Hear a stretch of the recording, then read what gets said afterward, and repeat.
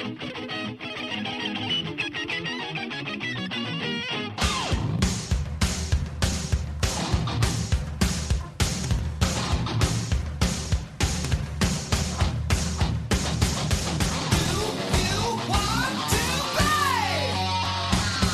to the Culture and Arts Podcast, episode 15. My name is Joe Ruiz, and with me, as always, is Jason Merle. I let you introduce yourself today. I can't roll my R's like you do. Well, you don't have an R. Well, Morel, unless you really wanted to say it like that, but it doesn't. It's not a Hispanic name. It doesn't necessarily need that.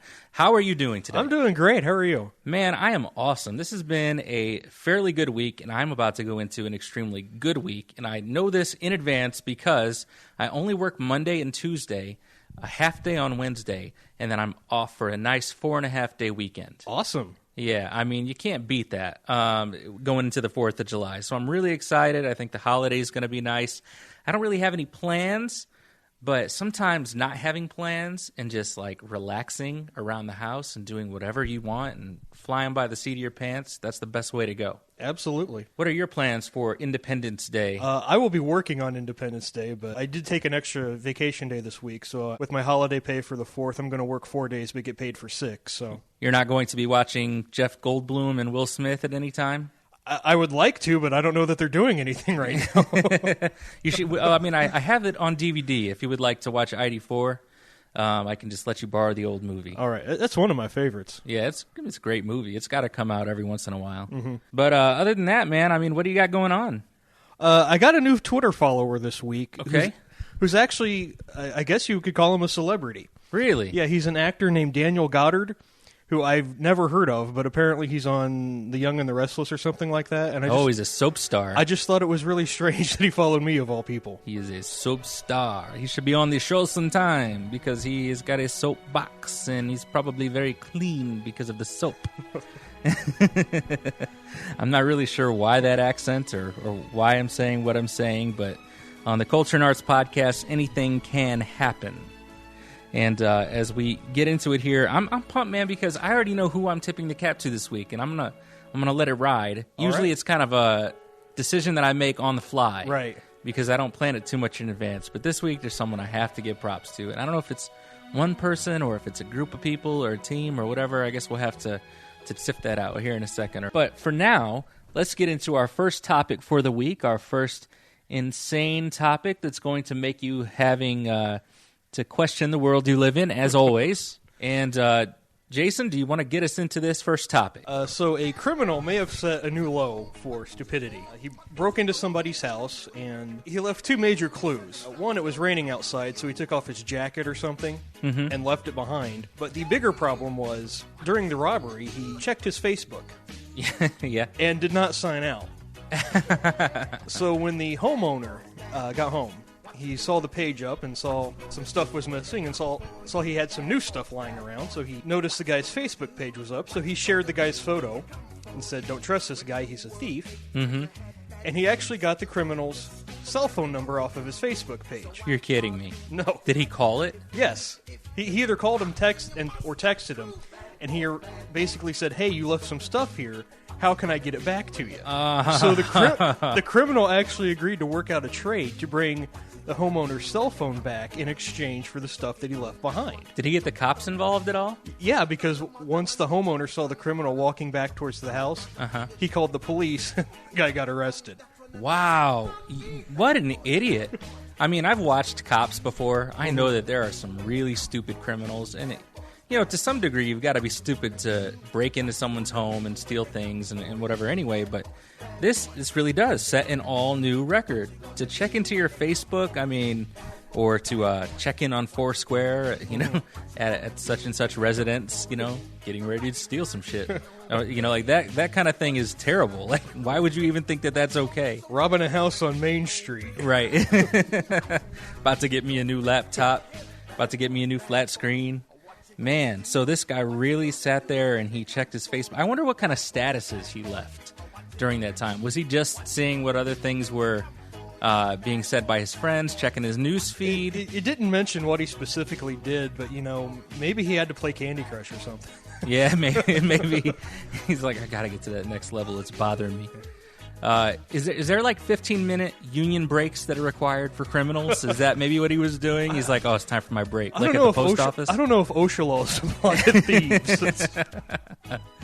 Oh, man. I mean, we joke all the time on our other program about how, we have a bunch of thieves in Washington making the laws, and et cetera, and breaking the laws. And, and here we've got an actual thief that's breaking the law in the private sector, and it's not quite as smiled upon. And he just, is there a dunce cap that we have lying around, or is there like an Idiot of the Week award or something like that the cap can make? We got to come up with something. Yeah, a dunce cap. A dunce cap. Yeah. It could be the dunce cap. Yeah, we'll call it the dunce cap. Right on. And so this man, his Nicholas Wigg is his name, according to the police. We're going to provide Nicholas Wigg with the dunce cap for the week. First time ever. First time recipients of the dunce cap. Congratulations. Congratulations, sir. You are stupid. Man, so that's just wild. That's just wild. I mean, you're supposed to, ideally, and I'll just go through this process. If I've ever told a lie to somebody, or if I've ever tried to cover up my footsteps because I was afraid of getting in trouble for something, you really have to be meticulous, and you have to go back and you have to cross all your T's and dot all your I's and make sure that you're not going to be found out. Because you don't want to get yourself in trouble. If you're going to do something bad, you don't want to get yourself in trouble. But it's almost as though this guy were just inviting some sort of problem. It's almost like he wanted to get caught. Yeah, he set the trap for himself. It's a trap! Sorry. I had to go with the Admiral Akbar impression. I think I might plug that in there when I edit it. We'll just plug that soundbite. Never a bad time for a Star Wars reference. It's a trap! Never. So, wow. As this man, Nicholas Wigg, rhetorically sits in the corner of our studio here with his dunce cap on, and he's unable to talk or defend himself, what do you think his sentence is going to be? I thought he was looking at up to 10 years in prison. Really? Yeah, for felony burglary. Yeah, it makes sense, but there's not going to be any leniency because they feel bad for him for being such an idiot. It didn't mention anything like that, but if I were a judge, I might almost be tempted to just shake my head for about 10 minutes in the middle of the trial and be like, ordinarily, it would be 10 years for this kind of crime, but sir, I feel sorry for you because you are obviously the worst kind of buffoon.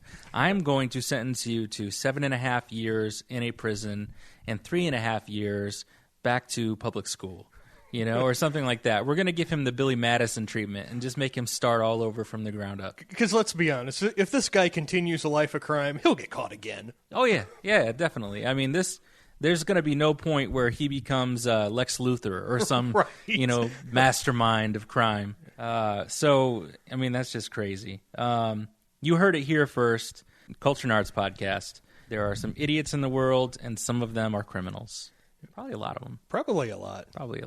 All right. Very first dunce cap. We're making history. I think so. That's certainly not an award that I would ever want to receive. Right. I want to be considered a little bit more intelligent. We all have moments. Right. We all have kind of duh moments where the light bulb fizzles out for a moment, but I don't think that I've ever had any equivalent to that of Mr. Wigg. And with that said, Mr. Wigg, we go into our next topic. Something not quite as hilarious, but at the same time equally strange. Maybe even more strange. Yeah, maybe. Because now there's apparently zombies running for office. Is that body doubles? Body doubles. Yes. Okay. Now, when I ran for office in 2012, one of the things that I would do is, and a lot of candidates do this, is if I had to be two places at once. If I was booked at one event on one side of town, one event on the other side of town, and I couldn't make both of them, obviously, because they were both at the same time, but I wanted to have a presence in as many places as possible, I would send a proxy, and I would say, all right, this guy is representing my campaign at said event, okay? Now, it's perfectly kosher, at least from what I was told at the time. Is there any way that this guy is doing that? And maybe you can explain a little bit more in depth what's going on. That's not what he's being accused of. Okay. On Tuesday, Timothy Ray Murray challenged longtime incumbent Republican Frank Lucas, Republican out of Oklahoma, for the Republican nomination in Oklahoma's 3rd Congressional District.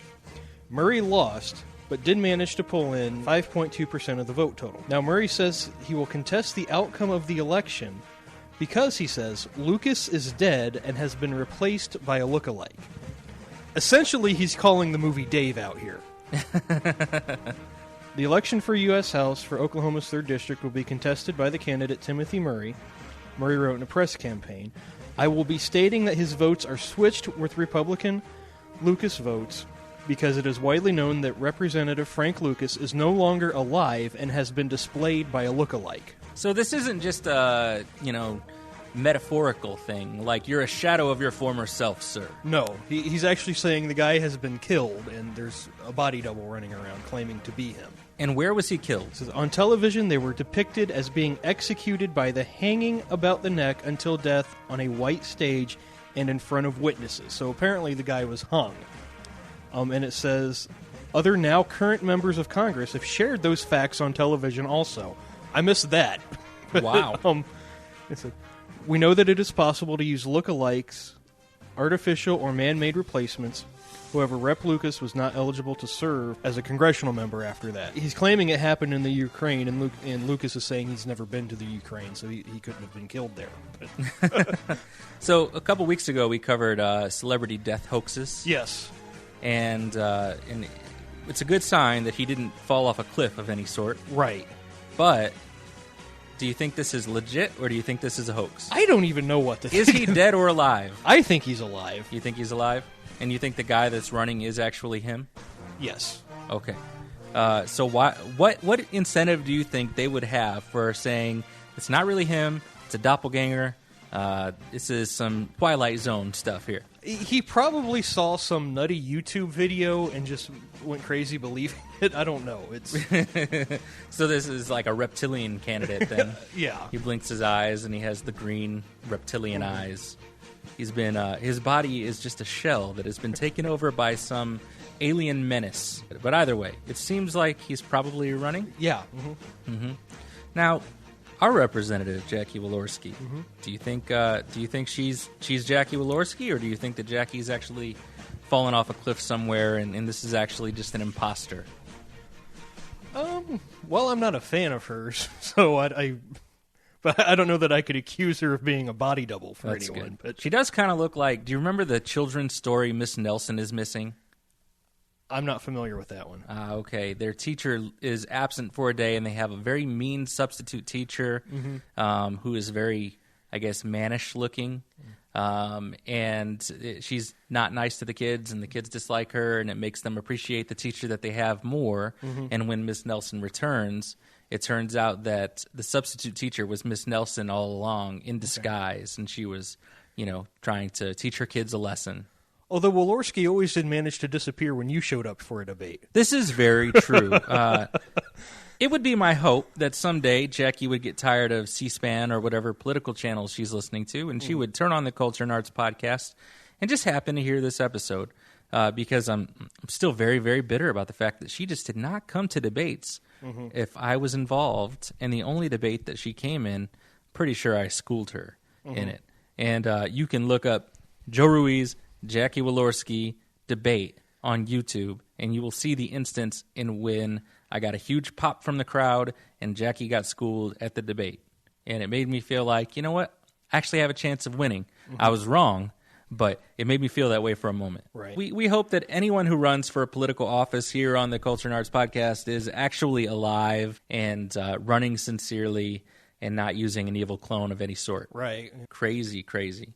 Last week, Jason, you came up with this list, and it was, what was it, the 10 crazy divorces. 10 crazy divorces. And that was really cool. Yeah. And then this week, you have another list. Yes. And you've been really good about bringing these lists to us as far as creating content and having something amusing to share with the listeners. So what's the list of the week? This list is 20 dating websites that have maybe too specific of an audience. Too specific. Not going to be. Is this like J dating? Because that's like Jewish based, right? Yeah, that kind of thing. But Okay. it's even more specific, where it's really not going to. You're really narrowing it down too much. And part of where these lists come from is I'll see an article that I want to share that maybe has 10, and so as I'm trying to see what else is out there, and I end up just picking and choosing the best that I find. But these are 20 dating websites. If I can set this up with a reference, I watched the movie Bad Neighbors last night with Seth Rogen. And basically there was a point where he has a single or recently divorced friend, and he was like, man, you missed being single. I mean, single now is so different from single back then. You missed the whole single tech bubble that's been created. And he's like, I have this app on my phone. It's called Grindr. And basically this red light turns green anytime a woman's walking around and decides that she's horny. And all you got to do is reach out to her. And he's like, so right now it's just mostly a bunch of dudes. But I'm pretty sure that a woman's going to pop up there eventually. Right. You know? And I was like, yeah, that's probably not an app that's going to be so successful. But we'll see how it goes. I don't have any real order of these, but I'm going to try to save my favorite ones for the end. Okay. The first one is womenbehindbars.com. No, there's not. Yes. This is a place for... This is inmates? Yeah, a place for female inmates to meet men. Oh, my gosh. How are they going to meet? Visitation? Visitation, I guess. Come and talk to me through the glass window? Wow. Okay. Yeah. Continue. Like I said, a very limited market for that one. Yeah, definitely. Number 2, this one I thought was really strange. It's called findyourfacemate.com. Find your face mate. Yeah, and what this one does, it analyzes your face when you send the picture in and tries to match you up with someone that has similar facial features. That's actually a really interesting idea because I tell my wife all the time, if you look at couples who have been together for a while, they begin to take on, and I've read articles that back this up, they begin to take on similar characteristics, even in the way that they look. And I don't know, I always accuse people of being vain, right? They secretly think that they look awesome, or they're attracted to themselves or their own reflection. And so they look for someone who looks somewhat similar. I don't know. That's just me throwing that out there, but I think there's some truth to it. There might be something there. This is another interesting one. It's called candobetter.com. And this is almost like the couple's version of Hot or Not. Okay. Basically, a couple puts up a picture, a picture of the guy and a picture of the girl. And then the website will put them up together, and then the other users will vote on which one of the two in the couple can do better. Wait, so they're saying whether or not they would be a cute couple? No, whether or not, like, could the guy do better than the girl he's with, or could the girl do better than the guy he's with? I wonder what the success ratio on something like that is. Then and then whoever's deemed to be able the one that can do better, kind of like the episode of How I Met Your Mother where Lily and Marshall were arguing over who was the settler and who was the reacher. Right. This would help settle that argument. Wow. And then whoever's the one that's settling is allowed to look at other profiles and try to find somebody on the website. And I guess the reacher kind of gets a clue that maybe he's outdone himself and needs to work on the relationship a little more. But these are people who are already together? They are already together. Okay, so this could totally wreck your relationship. It could totally wreck your relationship. Man, that sounds terrible. Go ahead. And then the next one, Cupidtino.com. This is for Apple fans, specifically lovers of the Apple Cupertino font. And I'm just thinking, if a font's a deal breaker in a relationship, maybe you're being too picky. If someone likes a certain font. Yeah, it's like, man, I'm really into that Cupertino. Yeah, that's crazy. So, but it's only for Apple products? It's designed at people who like Apple, and I guess Apple has that specific font, Cupertino. Then these are the kind of people that their love life only exists within the confines of World of Warcraft, right? Yeah. Okay. Yeah. I'm just making sure that that's the case. Okay. And then the next one is called theatlasphere.com. It says on their website they're connecting admirers of the Fountainhead and Atlas Shrugged, and it's a sort of a libertarian network. So this is like an Ayn Rand lover's paradise. Mm-hmm. Yeah, and it does have specifically a dating section on the website. Interesting. So for all of you We Are Libertarians fans out there, all of you objectivist fans out there, anyone who likes Ayn Rand, yeah, I mean, find the right person on this website and turn your Fountainhead into a geyser. There you go. The next one on the list, stashpassions.com. Is this marijuana related? Not that kind of stash. Mustache lovers. Oh, really? Yeah. Okay. Apparently, they needed their own website. Yeah. So every man on this website is going to have a mustache? Yes. Are the women? Hopefully not. Hopefully not.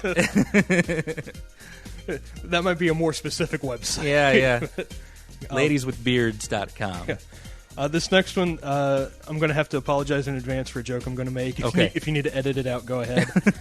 This one is called personals.com. Personal spelled Purr. It's a website for cat lovers. And I think the obvious problem with this site is most of the guys signing up are probably looking for a different kind of pussy. Oh! I'm not editing it out. I'm not editing that out. That's funny. That's funny. I don't like to work blue like that, but sometimes it's got to be done. Sometimes you got to run roughshod. Yep. Absolutely. And then the next one on the list, naturistpassion.com. This is the nudist dating site. So a naturist is a nudist. Yes.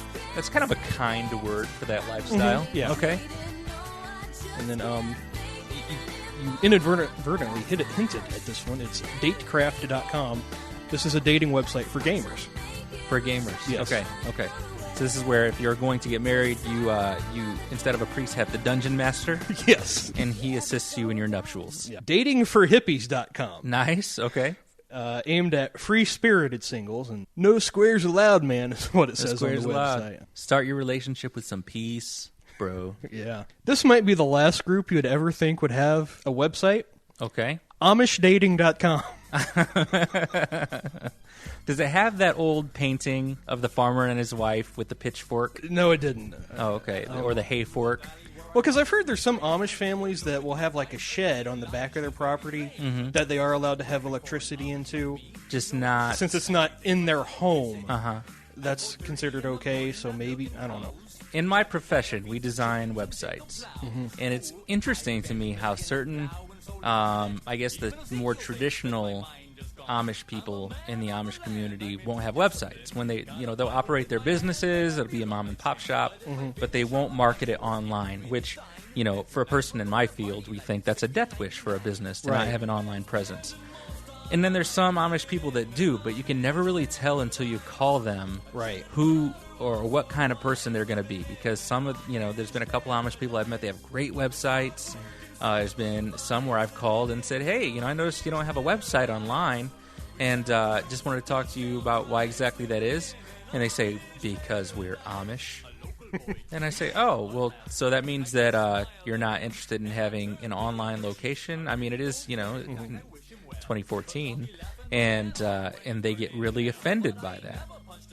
Not that I would say, well, it's 2014 or anything, like I just suggested, but yeah, they get really offended by the thought of you asking them to design a website or do something. It's like calling some priest and being like, hey, so you want to go to a strip club tonight? Right. It's just something you don't ask. I actually saw a really interesting piece, I think it was on 60 Minutes a while ago, about how different Amish communities sometimes have different beliefs over things. Yeah. Like, some will have the electricity going into the shed since it's not into their home. It's considered okay. And some, do have websites for their business because they feel like if it's for their business, that doesn't necessarily penetrate the home. They're kind of the house is like this magic barrier that you have to keep it sacred. The next one on the list, clowndating.com. Nope. I refuse to believe that's a real website. Their slogan is, everyone loves a clown, let a clown love you. No. I just thought that was hilarious. That's not real. Clowndating.com. He's got big feet. You know what that means. He wears clown shoes. Yes. Oh, that's sexy. I'm wondering if you have like your own photo up, or if you actually have to like be dressed as a clown. You have to clown up. Yeah. Down with the clown. And then hotsaucepassions.com. This is for fans who love spicy food and want to find a mate that also enjoys spicy food. Is it a deal breaker if they don't? I wouldn't think so. I mean, if my wife doesn't like to eat the same things as I eat, it doesn't matter so much to me. I mean, as long as I'm still able to eat it. Right. We've literally had nights where I said, man, I really want to go to Chipotle. And she says, okay, well, you stop and pick something up at Chipotle. I'll stop and pick something else up at Panera Bread. And then we take it home and we eat it. It's fair. Yeah. It's fair. But this is a must that you like the Tabasco. And then mulletpassions.com. I quit. I'm putting down my microphone right now. I'm leaving the room. Mulletpassions.com. Mulletpassions.com. So now, back to the mustache question. Do the women also have mullets in this category? They can. They don't have to. They just have to at least have an appreciation for mullets. For the mullets. Did you happen to visit each of these websites before you brought them in? No. No? I think you should have. You know, I would have liked to have seen some screenshots of clown.com. You know, I thought about logging onto all of them and just see like how many people in this area. Yeah, exactly. You know, that kind of thing. Yeah, you have two mulleted matches on your block. Okay, and then there's TrekPassions.com, which is a dating site for Star Trek and Star Wars fans. I mean, I think that's totally reasonable. Yeah. I think that's, you know, of all the sites, that is the most rational one. Mm-hmm. Because if a girl doesn't like Star Wars, it's a deal breaker. Yeah. I mean, I never got into Star Trek, but Star Wars, I'm a huge fan. I enjoy Star Trek as well, and I think there's a culture there that is a lot more universally accepted than, say, lovers of clowns or mullets. Right. There is a Comic-Con every year, and people dress up like Star Trek and Star Wars characters. Is there a convention somewhere in the United States where people dress up like Joe Dirt? I don't think so. I would hope not. Or clown conventions. I know there's a clown college, but I'm guessing no conventions. The next one, this one kind of disturbed me. Vampersonals.com. This is for Gothic. This is a Gothic and vampire dating site. Okay. And I want to stress, it didn't say vampire fans. It specifically said vampires. I want to suck your blood. You know, and I always say one of my least favorite things about this whole Twilight craze is, it's hard enough being single before the women started falling in love with the vampires and the werewolves. I can't compete with that. Right. My life's not that interesting. Yeah, I mean, I've seen documentaries where people actually shave their teeth to look like fangs, and they actually have created this entire, people of the night, creatures of the night culture. But back to the Twilight thing, I just want to say that I think that trend is over. I think it's dying now. I think so. Twilight's gone. I mean, you will probably not see Kristen Stewart or Robert Pattinson or Taylor Lautner, a.k.a. Shark Boy, in too many films from this point forward. Yeah. Thank God. This one made me laugh out loud. It's called IWouldBangYou.com. Now, that seems more American. Yeah, and basically how it works is you put up your profile, and if you see somebody you like, you click a button that says, I would bang you. Right. And then if they like you back, they would click your button that says, I would bang you. And then at that point, you can start to communicate and see each other's details. This seems like for hookups. That's More how I so. would take that. This isn't like, I would take you home to meet mom.com. Right, it specifically says, I would bang you. Okay. And survivalistsingles.com for doomsday preppers, because nobody wants to face the nuclear holocaust alone. Yeah, nobody wants to be alone when it all goes down. And then two more. Uglyschmucks.com. Okay. And it refers to itself as dating for the aesthetically average. So the people you see on peopleofwalmart.com probably frequent this website. Right. And then there's one that's maybe even just a little bit worse, because that one claims that they're going after the average-looking people. The average, okay. This one goes a step even lower. The uglybugball.com. Ugly bug ball? Ugly bug ball. This is for, and let me tell you, when they're telling you they're going to bring you ugly people, they deliver on that promise. Really? Yeah, I did see a few pictures on this one. It's not pretty. Wow. So you went to this website? I did go. I just the homepage was enough to scare me away. Interesting. I'm going to have to look at it just to see like what kind of ugly people we're talking. Are there any well-known peoples, celebrities or whatever, that you could compare any of these people to? The lady, I'm assuming it was a lady I saw on the website. She kind of reminded me of Mama from Throw Mama from the Train. Okay. Yeah, it's a big, heavy-set, frightening kind of look. Okay. So these are probably people missing several teeth. People who are... They look like they've been in an incident with Chris Brown, perhaps. Yeah. Okay. Right on. And that's the list. My wife said that there is a lid for every pot. And if that is true, these people, for better or worse, will find a companion if they stick it out long enough. Yes. So here's to hoping that all you clowns, mullet lovers, Star Trekkies, and whoever else is out there find true love. But you're not likely to find it here on the Culture and Arts Podcast, unless you just love the podcast itself, in which case, romance and dance the night away. Man, so that is that. I mean, there has been a ton packed into this 30 minutes or so. Yeah, there has. That was a good amount of stuff. I'm almost tempted to just say, let's just cut it there. Let's make it a shorter show with a higher punch. And with that, maybe we tip the cap. Let's tip the cap. All right, you first. I'm going to tip my cap to KFC. They've had a little controversy lately, and it turns out this viral campaign about the girl being asked to leave. This is the pirate girl? Not a pirate. She had an eye patch? She had an eye patch because I guess she was bitten by a dog. Oh, okay. And the story was the manager at KFC asked the girl to leave because she was scaring customers. Apparently, it's been a hoax. KFC, had originally donated like $30,000 to her medical bills when the story first came out. Turns out it's a hoax, but KFC said they can keep the money anyway. They're taking the high road. I thought that was kind of cool. Okay. Well, I'm going to tip the cap to the creators and the actors in the new series, Girl Meets World.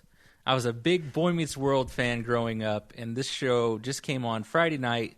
Was apparently a huge success for Disney Channel, and it's great for someone who's a father and watches these programs with his daughter often to have a show that kind of throws back to something that I grew up on.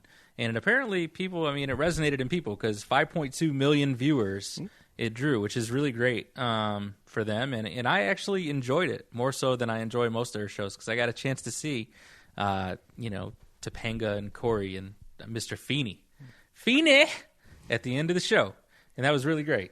So I'm pumped and I'm excited for the next episode and tipping the cap to the people who made that possible. And now we're waiting for the next Saved by the Bell or the next California Dreams or Family Matters or Full House or something like that. Let's just bring back the 90s. I'm pumped. Anything else? Closing? Just don't forget, you can follow us on Twitter at Cap Podcast, and we're on Facebook, facebook.com/tipthecap. And we are tipping the cap to each and every one of you, not the dunce cap that is reserved for Mr. Wig in the Corner, and we will see you next week on episode 16.